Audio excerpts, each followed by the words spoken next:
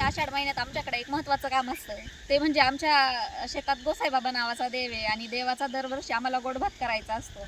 तर आज आमच्या घरी गोडभाताचा कार्यक्रम आहे, तर म्हटलं तुमच्यासोबत पण शेअर करा. गोडभात आम्ही चुलीवरती बनवणार आहे आणि चूल सारवण्यासाठी आम्ही पूर्वीपासूनच पांढरीची माती वापरतो. ही माती इतर मातीपेक्षा वेगळी असती, म्हणजे लाल नसती, काळी नसती, अशी जरा त्याचा रंग पांढरा पांढरा असतो आणि ही घर बांधण्यासाठी वापरली जायची. तर मी आता आधी त्याचा एक थोडासा थिक असा लेप बनवते आणि मग त्याच्यानंतर ते सारवून घेते. लहानपणी या पांढऱ्या मातीच्या घरात मी राहिलेली आहे. दिवाळी, दसरा किंवा कोणताही सण आला की आईला, आजीला सगळ्यांना मी घर सारवताना पाहिलं आहे. या मातीचा खूप छान वास येतो. या मातीने आधी घर सारवल्यावरती जरी रंग काळपट दिसत असला तरी सुकल्यानंतर अगदी पांढरा शुभ्र रंग दिसतो.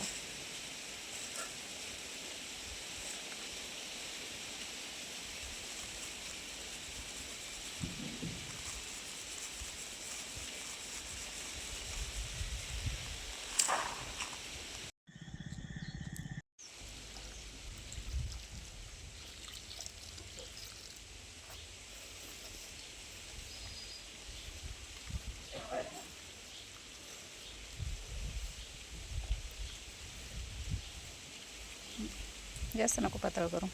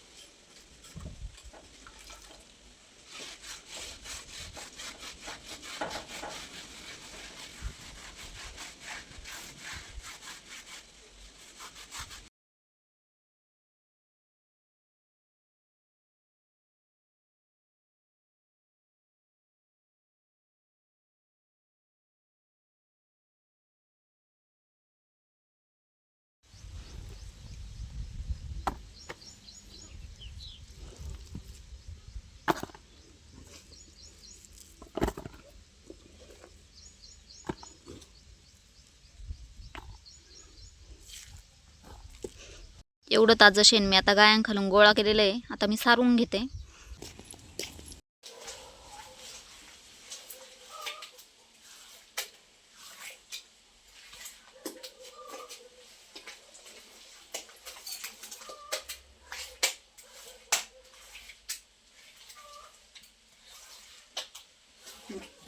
मनू, मनू उठ. कोणता प्रकार तुझा झोपायचा? हा,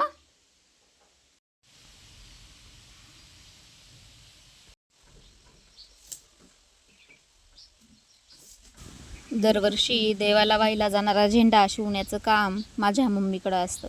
भगवा कापड आणून त्यापासून झेंडा आणि बटवा शिवला जातो. बटव्याच्या आतल्या भागात 8 कप्पे असतात आणि त्यात वेगळे वेगळी धान्य टाकली जातात.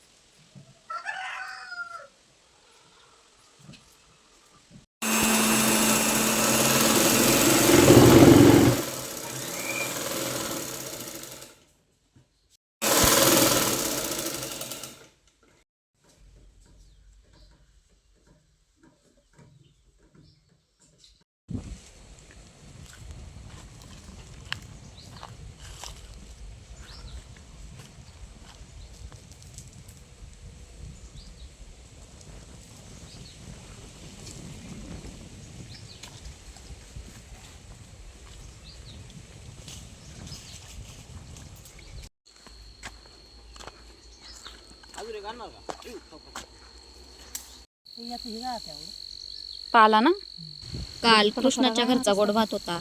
आम्ही येऊन नदीवरून पाणी आणून देवाचा ओटा स्वच्छ धुवून घेतला आहे.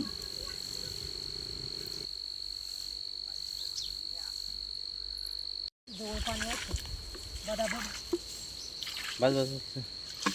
ओके. बदाबद 4-5 बादल्या. त्या पातेल्यात भात बनवायचा आहे म्हणून आता राख लावून त्याचं बूड घेते मी.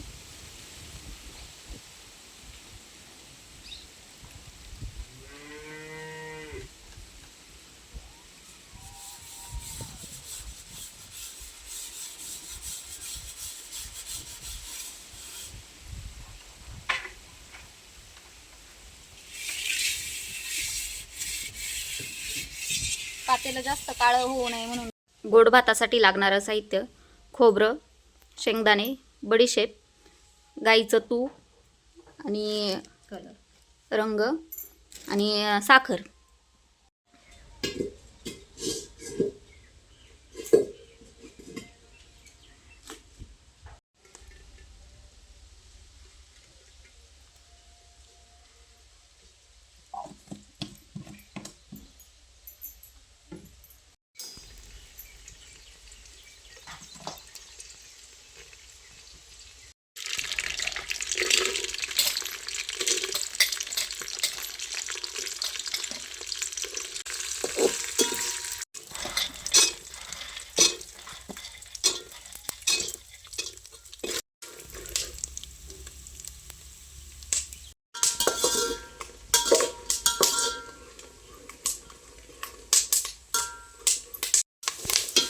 सगळ्यात आधी तूप चांगलं गरम करून घ्या. त्यात खोबरं, शेंगदाणे आणि बडीशेप टाका.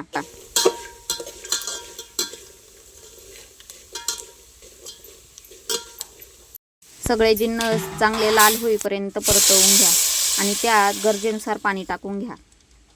तुम्हाला हवं असल्यास त्यात रंग टाकू शकता. आम्ही यात गुलाबी रंग टाकला आहे. पाणी जरा कमी प्रमाणातच टाकायचं, कारण आपण नंतर त्यात साखर टाकणार आहे. साखरेला पण पाणी सुटतं आणि मग भातात जास्त पाणी होण्याची शक्यता असते.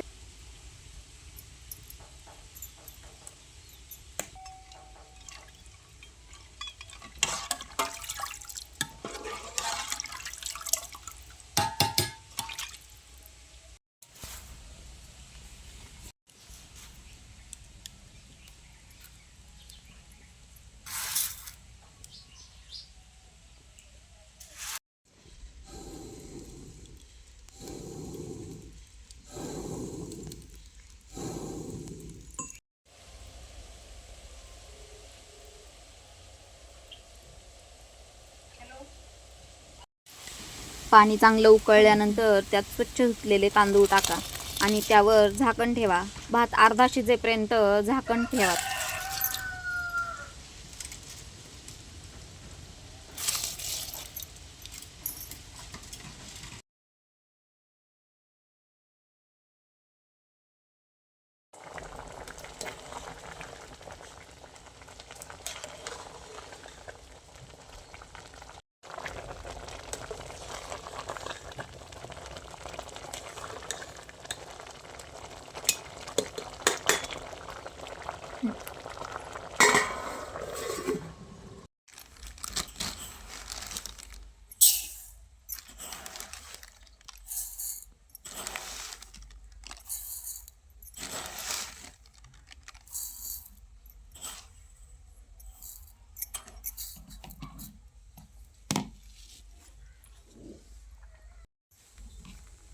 भात अर्धा शिजला की त्यात योग्य प्रमाणात साखर टाकून पुन्हा झाकून ठेवायचा आणि भात चांगला वाफवून घ्यायचा. त्यानंतर आपला गोड भात तयार आहे.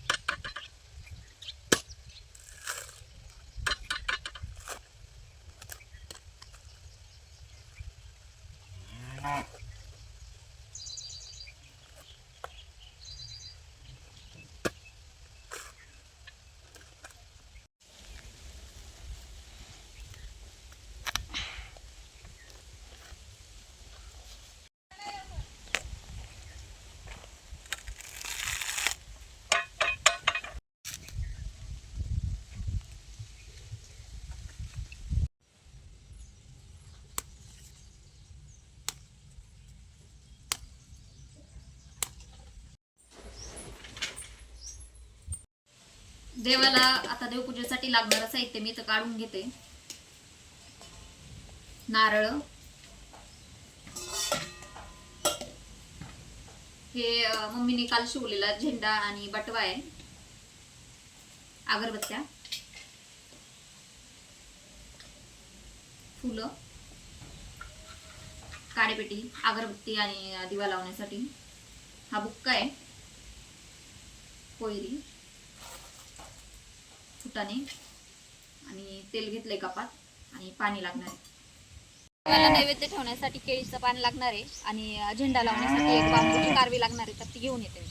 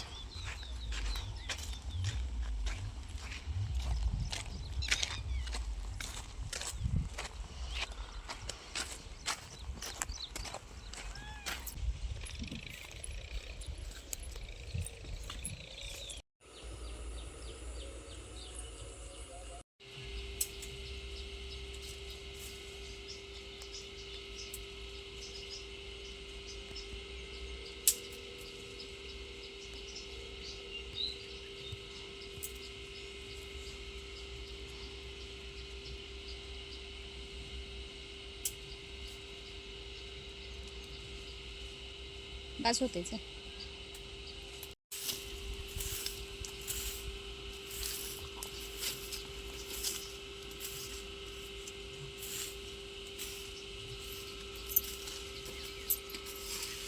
लहानपणी आजीने सांगितलेली एक गोष्ट मी तुम्हाला आता सांगते. पूर्वी शेतात भरपूर पिळुकाचे वेल होते. पिळुकाचे वेल मोठा ओढण्यासाठी कामाला यायचे. गावातले कोणते तरी माणसं रानात येऊन पिळुकाचे वेल घेऊन गेले म्हणजे चोरी करून घेऊन गेले. आणि त्यानंतर 2-3 दिवसांनी तो माणूस घरी येऊन बाबांना सांगितलं की मी तुमच्या शेतातून पिळुकाचे वेल चोरून नेले होते आणि मला खूप वाईट अनुभव आला. त्यानंतर त्या माणसाने देवाची माफी मागितली. हा देव म्हणजे खरं तर एक प्रकारचा आमच्या शेतातला राखणदारच म्हणायचा, नाही का? दरवर्षी आम्ही आमच्या शेजारचे, वस्तीवरचे लोक किंवा आसपासचे सगळेजण या राखणदाराची पूजा करतो आणि देवाला शेतात भरभरून उत्पन्न लाभो अशी मनोभावे प्रार्थना करतो. आषाढ महिन्यात 5, 7 किंवा 11 अशा संख्येत लहान मुलांना गोडभात खाऊ घालायला लागतो.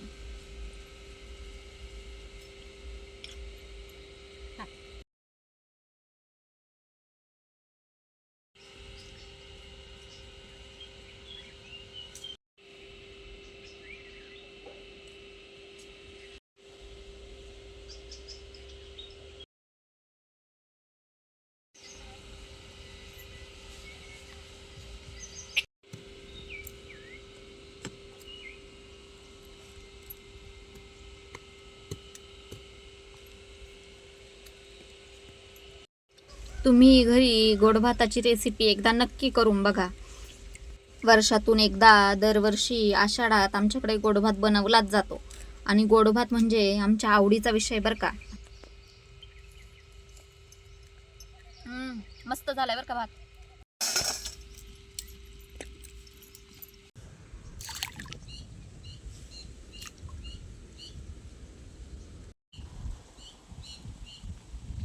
आजचा आजचा हा व्हिडिओ तुम्हाला कसा वाटला हे मला कमेंटमध्ये नक्की कळवा आणि तुमच्याकडे असे काही कार्यक्रम असतात का हे देखील मला कमेंटमध्ये नक्की सांगा. तोपर्यंत तुमची काळजी घ्या. धन्यवाद.